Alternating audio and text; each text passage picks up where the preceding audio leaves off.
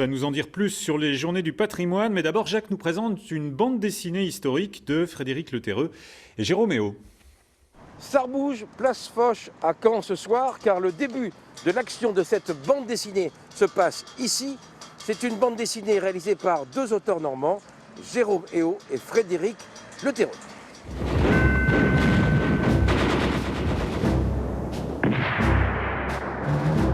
L'action commence le 11 novembre 1940. La résistance est à l'œuvre à Caen. Cette histoire vraie a été retrouvée il y a 10 ans par le journaliste Frédéric Le Terreux, dont il a fait un livre, Si on te demande. J'ai tout de suite su que j'avais matière à faire un livre.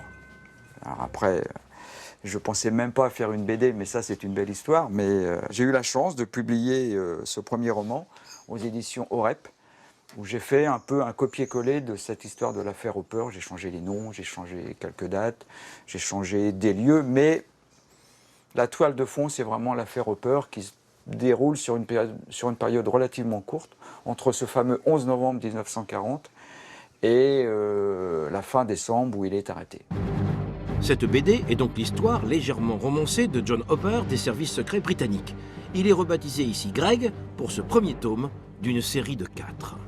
Ce qui m'avait séduit dans cette histoire, c'est les rebondissements, l'aventure, et puis aussi ce côté rien n'est écrit. C'est-à-dire que notre héros, il apprend à devenir un héros. D'ailleurs, c'est pas un héros.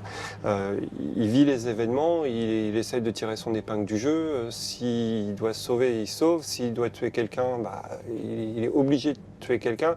C'est pas le côté... c'est l'anti-James Bond pour le coup. C'est Claire Dumas qui fait la mise en couleur, avec l'aide de Jérôme Croyer, un conseiller historique très utile pour éviter tout anachronisme.